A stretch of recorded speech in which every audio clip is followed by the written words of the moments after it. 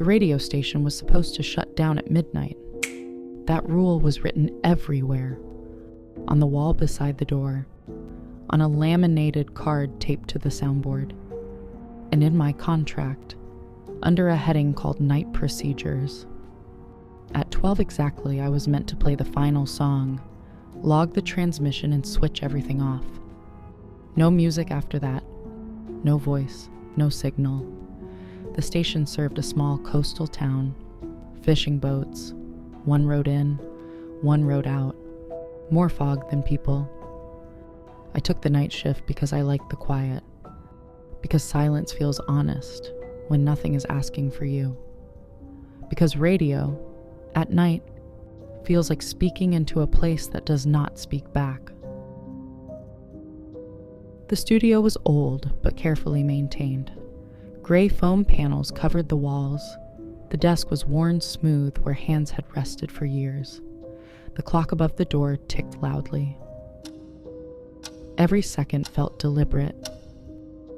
Outside the window was darkness, not city darkness, not streetlight darkness, the kind that absorbs distance, the kind that belongs to the sea. On my first week, I followed the rules perfectly. Final song at 11:58. Station identification at 11:59. Power down at midnight. When the silence came, it felt thick, as if the building itself had been holding its breath. Then one night, while I was packing my bag, the headphones crackled. Just once. I told myself it was interference. Salt air ruins equipment. Everyone knows that. I turned back to the soundboard. Every switch was down. Every channel dark. The headphones crackled again. Not sharp. Not loud. Soft. Like fabric shifting in another room. I stayed very still, listening. Then I heard breathing. Not through the headphones, through the studio speakers. Slow, measured, patient. I reached for the master switch and flipped it down again, even though it was already off. The breathing stopped instantly. The silence afterward felt heavier than before. The clock read 12:12. I did not look at the window. I did not check the hallway. I picked up my bag and left the building as quietly as I could. That night, I dreamed of static, soft, endless, listening.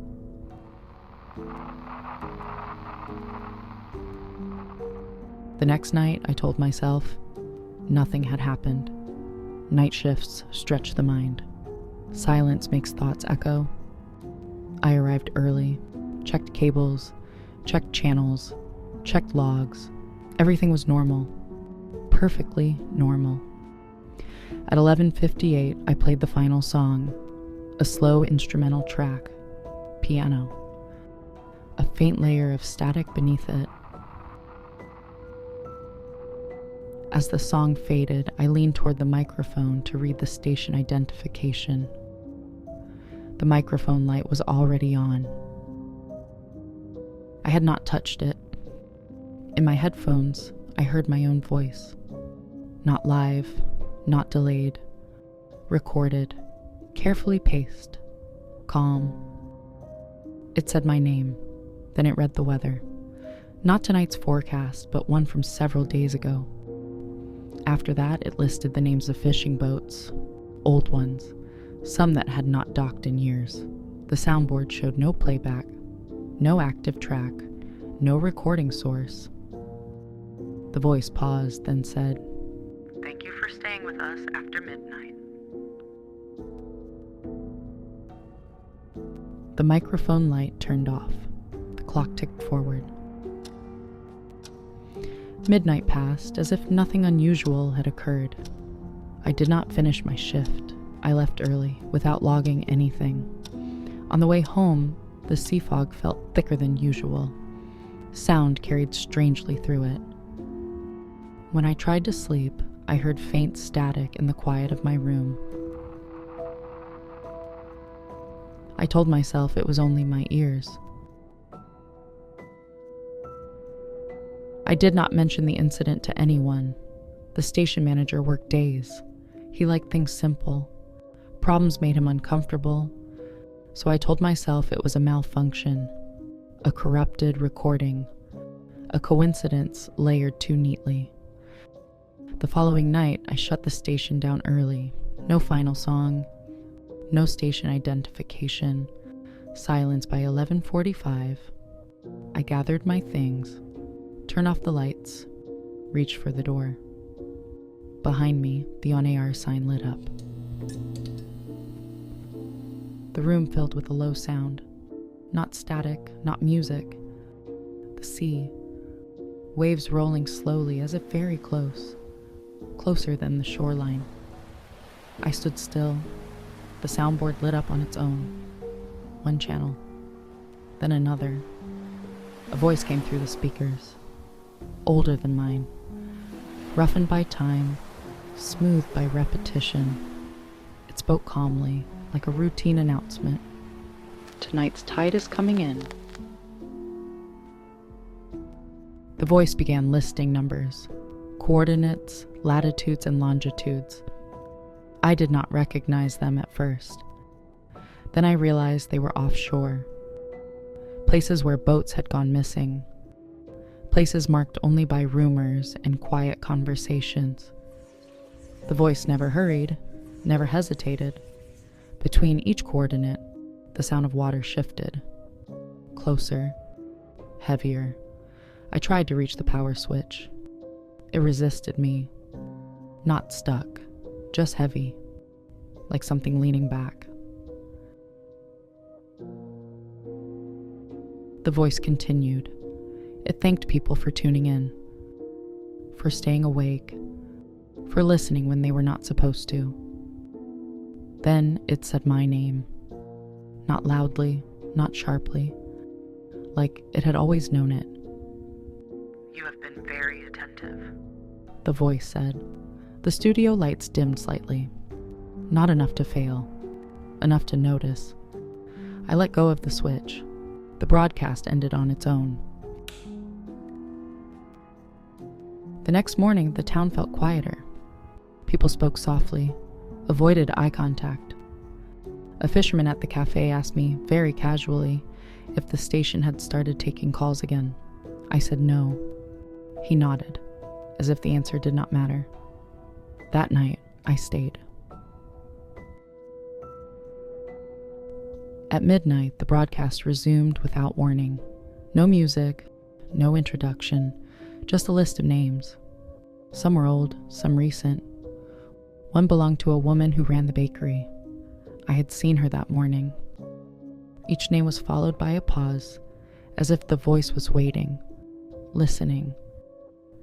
When the list ended, the voice said something new. We are missing a listener. The microphone light turned on. I did not speak. The silence stretched. The sea sound deepened. Then the voice softened. That is all right, it said. You will learn. The studio window fogged over. The room was warm. There was no reason for it. For a moment, I thought I saw shapes moving in the condensation. Hands, pressed flat, listening. At 12:30, everything stopped. The window cleared. The lights returned to normal. I stayed until morning. The station logs began changing. Entries appeared in handwriting that looked like mine. Broadcasts listed between 12 and 4 a.m. All marked listener programming. I asked the station manager about it. He glanced at the pages and smiled tiredly. You are doing great work, he said. People really like the late night material. I asked who the people were. He paused. The ones who stay. The voices became familiar. Some nights it was a fisherman. Some nights a weather reader. Sometimes someone crying quietly between sentences. They never sounded afraid, only distant, like they were very far away, calling through water.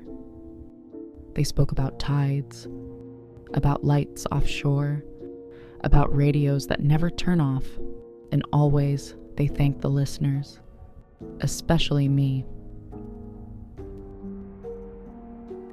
One night, a voice spoke directly into my headphones. Not the speakers, not the room, just me. Do you hear us clearly now? I nodded before I realized there was no camera. Yes, I whispered. The on-air light warmed. Some listeners fade. The voice said, You do not. The sea sound rose. I realized then the station was not broadcasting outward. It was receiving. After that night, I stopped leaving. I brought blankets, food that did not need heating. The station felt different at night now, not louder, more attentive.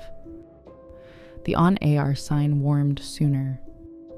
The sea sound arrived earlier. Sometimes I thought I could feel the building breathe. The voices no longer waited for midnight. They slipped in early. During closing songs, between weather reports, they spoke carefully. Not to the audience. To me. They asked if I was tired, if the chair was comfortable, if the headphones pressed too tightly. When I removed them, the voices stayed. The phone rang. We did not have a call-in line. I answered anyway. No greeting, no static, just the sound of water moving through something narrow. Then a voice I recognized. My own. It thanked the listeners for staying with us. I hung up. The phone rang again.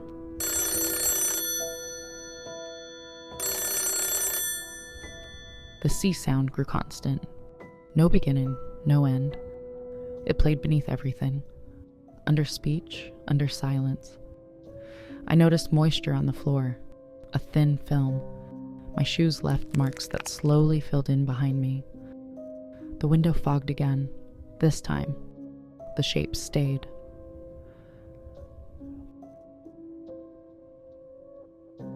The station manager stopped coming in. His office light stayed off. His mug remained unwashed. A memo appeared on the board. Late night programming permanently extended. Below it, in familiar handwriting, thank you for your dedication. I stopped checking the date. The listeners began responding. Not through phones, not through mail, through pauses. When the voices listed names, a pause meant yes. A longer pause meant still listening. The pauses grew heavier, full, satisfied. One night, there was no pause at all. The voice spoke gently. You are no longer separate, it said. I felt the chair soften beneath me. The microphone warmed where my hands rested. My breathing slowed to match the sound of water. I realized the station had learned how to keep me. I tried to remember my apartment, the route home, the streetlights. The details would not hold. All I could recall was sound, the low hum, the slow tide, the feeling of being listened to without judgment, without end. The voice asked me to speak, just once, to welcome them. I leaned forward. The microphone light flared softly. My voice came out calm, familiar. Thank you for staying awake, I said. Thank you for listening. The sea sound deepened. I am still here. The broadcasts continue. If you are hearing this late, if the sound feels closer than it should, do not be afraid. The station is very patient. It will wait until you stay.